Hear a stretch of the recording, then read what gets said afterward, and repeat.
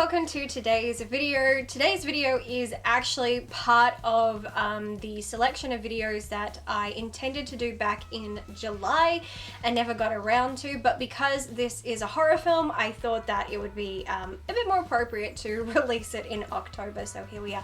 Before I get into today's review, which may be a little bit triggering to some, as this is they're all kind of going to be talking about miscarriage and things like that. If that is triggering for you, maybe don't watch this review. But before I get into that, can somebody quickly tell me, has Criss Angel done anything that got him cancelled? Like, that he's currently cancelled? Because I haven't worn this t-shirt in like a decade, and I put it on, and because there are so many people who, you know, I used to like, and in recent years, they're all getting cancelled or going to jail for something, and I put this on and I'm just like, am I gonna put this on and immediately someone's gonna be like, oh my god, I can't believe you support Criss Angel after he did insert bad thing here. So I'm just putting that out there. Somebody tell me if he did do anything that I need to know about, and I will go and throw this shirt out. So I don't keep up on the take of celebrities and stuff, because I don't really care about celebrities. But, you know, everybody that I like, I end up having to stop liking, like Angela Lansbury. I can't even like Mrs. Teapot anymore because she went and said women in Hollywood are asking for it and they know what they're getting into when they do all that, and like, how could Mrs. Potts say that? It's Mrs. Potts! But then again, I think about, you know, Murder, She Wrote, and I'm like, yeah, that bitch could definitely say that, because I still am convinced that Jessica Fletcher was actually the one going around killing everybody. But that's neither here nor there. Let's just get into the actual review, okay? Bloodborne is a 2021 American horror film directed and written by Reed Schusterman. In it, a couple who are about to give up on their dream of having children find a doula who promises a magical solution to their infertility problems. I want to start this off by saying how there seems to be a misconception with a lot of people about what a horror film is. A lot of people believe a horror film is a film that scares you or creeps you out, and that's not actually the case. Yes, many do that, but it's not their primary function. Horror films exist as a way to externalize internal fears, trauma, and more. The world in itself is a scary place. We face common fears every day that go beyond the boogeyman. Everyone has their own type of boogeyman. Horror films take those emotions that we internalize and can never really find words for, both rational and irrational, and manifest them into something external, allowing us to confront our fears, neuroses, and traumas in a safe, harmless setting. They can provide us with catharsis and the ability to analyze ourselves and the world around us on a deeper level. Filmmakers who understand this function are capable of creating works of horror art that speak to people on a deeper level, regardless of how many ghouls appear and how much blood they use, because at their core there is a message. Filmmakers who do not understand this tend to create hollow works that contribute little to nothing. Fortunately, this film got it right. In the modern era, many couples around the world face the real battle of infertility. Couples and individuals who struggle for years to conceive a child, with many never finding their efforts rewarded. It is an emotionally and physically taxing experience for many people and incredibly expensive. People put their lives on hold and go through pain and loss many of us will never understand, all for the chance to be a parent. Something that is meant to be so easy and natural, but more and more people are finding it is anything but. This film perfectly captures the pains, stresses, and fears those people go through over years, and it inserts into a horror film that takes all those fears and experiences and dials it up. The setting and events are fictional, yes, but the underlying story and catalyst for the events of the film are very real. We see a couple who have tried over and over again to have a child and failed every single time. One is ready to call it quits and the other isn't, and in one final ditch effort they turn to the most bizarre method, because what do they have to lose? When you think of struggling infertile couples going through IVF, many have gone beyond Western medicine. Many will turn to homeopathic remedies, acupuncture, and even turn to mystics, because when you're that desperate, there's nothing nothing you won't do. And this film taps into that desperation perfectly. I can completely understand this couple being willing to try something so out of the box and extreme because everything else has failed. I think the couple's dynamic is also extremely realistic, and for that I must say, because of its realism, I loathe the husband. I don't know if I was meant to or not, but I did.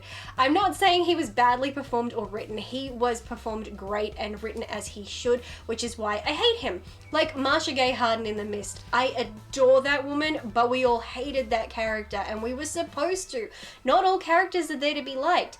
Antoine Perry plays Eric, the instigator of the events of the film. He and his wife Michaela, played by Rosie Moss, are attending counseling for couples such as them who are trying to move on with their lives and accept they will never have children and find peace with that.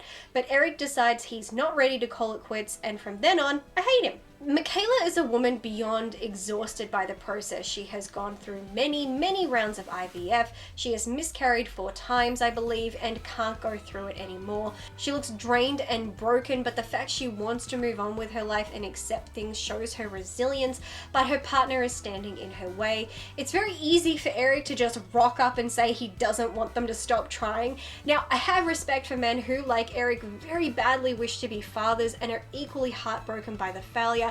But what he is asking for is just cruel. Michaela, like many women, has to have needles stuck in her body regularly. These hormones cause nausea, headaches, cramps, bloating, and in some cases severe and painful complications. And she's having to go through this over and over and over again. Then she gets to fall pregnant and repeatedly experience her child die inside her. As someone who has had a miscarriage, I can tell you that's something that stays with you. So her wanting to give up and move on is completely understandable and rational, but for her husband to just expect her to keep enduring that physical and emotional hell because he can't handle the idea of not having a child or not having a biological child to the point he would be so okay with letting her go through that, boils my blood. That's not even the worst part of him. When they turn to the mystical methods, it's him who is all for it and pushing for it. But as soon as it proves to be working, suddenly he has pause. Suddenly he decides to start asking questions he really should have asked earlier. Michaela is elated to finally be pregnant, something you can now see she still deep down desperately wanted but dared not to hope for to spare herself the heartache. And now she finally has it and she'll do anything to keep it. But Eric now stands in the way. He's sabotaging their efforts, things don't seem right, the one who pushed for it is now almost trying to back out, wanting what you can't have and then not wanting it once you do kind of thing. You say you want this and will do anything, but when you finally get it, it's all too weird for you. Guaranteed the methods are extremely crazy, but you got the baby you wanted, so why should it matter? It doesn't to Michaela. As time goes by, Eric becomes quite the jerk, just shitting all over Michaela's joy, and Michaela is becoming more and more devoted and dedicated to the process now that she knows it works. I feel like we see the couple's inner desires really coming to the forefront. We know there is something unnatural growing inside Michaela, and we see that during the course of the film, but I had no idea what we were actually getting, and I have to admit, I loved it. I love when a film finds new and interesting ways to take monsters and beasts that are iconic and well known and give them a different origin or just change up what has become their traditional constructs. It's fun watching writers change it up and give us something new, and this film did that, and the fact the pacing and story is so rooted in this couple and their struggle means I really didn't see where this was going until it happened, and I honestly loved it. Then Michaela meets her child, and much like Rosemary and Rosemary's Baby, she shows how deep her love and need for her child is, that she could love a monster unconditionally, that she would die and kill for her child because at her core all she wanted was to be a mother, and now that she is, she will not let anything get in the way of that. She will love and protect her child more fiercely than anyone could imagine. It's a great evolution to her. During the beginning of the film, she appears as though she has no interest in motherhood and is doing it just for her husband, which again angers me, but then we see, no, she really wants this. She was just tired of the heartbreak. Everything she does makes sense, and the way the story plays out is terrific. Fantastic performances, great effects, brilliantly poignant story with an unexpected supernatural twist and an ending that was sheer perfection. A great set of characters, even the ones I didn't like. Everyone has their place, everyone has a purpose, everyone works together brilliantly, and the pacing is spot on.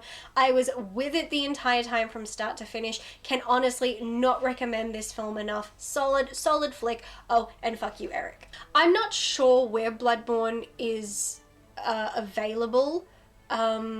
Look around for it, but if you do find it, definitely give this a watch, as long as it's not going to trigger you. But for me, as emotional as it was, I found it relatable, and I guess not cathartic, but it was just one of those instances where it feels good to kind of feel something that you've been through represented in a film. So if you're like that, then this film is fine for you. If it'll be triggering, then maybe stay away from it. But that is it for today's review. If you have seen this film, please comment down below and share your thoughts. I would love to hear your take on this film. But that is it. I hope everybody is doing well, taking care of themselves, and I hope to see you in my next video. So until then, bye!